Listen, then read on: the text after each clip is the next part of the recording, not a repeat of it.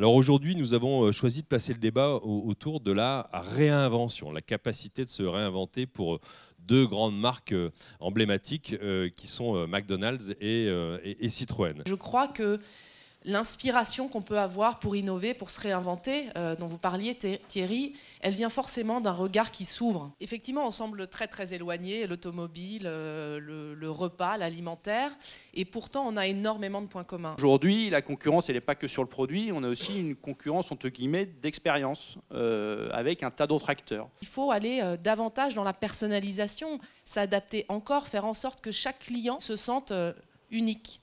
Je prends un exemple des bornes de prise de commande qui, dans nos restaurants aujourd'hui, sont massivement utilisées. Alors ça fait 10 ans qu'on les a.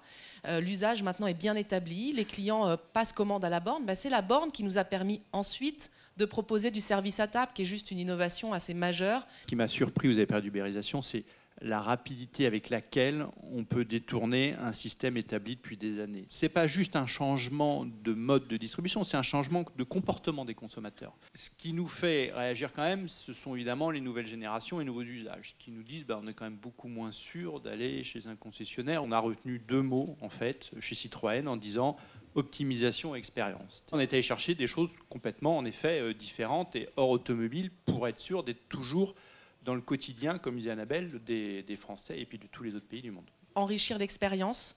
Là, je pense à Wi-Fi qu'on a lancé dès 2004 et on a été les premiers à lancer du Wi-Fi gratuit et illimité quand des palaces le faisaient payer. On l'a lancé il y a 15 jours en France, le chat communautaire sur notre site. C'est un moyen aussi qui va faire qu'on va rajeunir notre marque parce qu'on va se mettre dans des modes, encore une fois, de communication de gens plus jeunes et des gens qui sont sur Internet. Une autre façon d'enrichir l'expérience, c'est d'une certaine façon de la simplifier. Et ça, c'est vrai que le kiosque, la commande en ligne sont des moyens de rendre l'expérience plus fluide. Notre modèle de restaurant aujourd'hui s'enrichit par un autre modèle qu'on appelle Originals. C'est un restaurant d'un plus petit format dans lequel on va pouvoir retrouver les icônes, le meilleur de McDonald's. Ça s'adapte assez bien aussi dans des lieux de mobilité, pour reprendre un autre terme qu'on a utilisé tout à l'heure. On prend des parts aussi dans des startups pour permettre d'être acteurs et de pouvoir aller aussi vite qu'eux peuvent aller.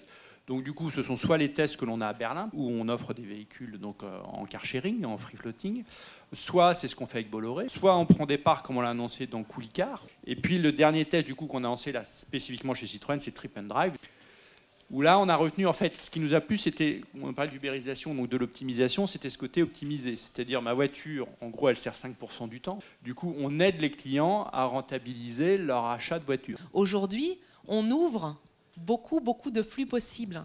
Et les équipes doivent comprendre ces flux, s'adapter finalement à l'attente de chacun des clients qui va forcément être différente parce que nous servons tous les Français à tous les moments de la journée, pour tous les usages. On a compris maintenant chez Citroën que la première phase n'était plus suffisante de digitalisation du passé et que cette deuxième phase de rupture était indispensable pour que Citroën soit, comme elle a toujours été, comme marque en phase avec son temps.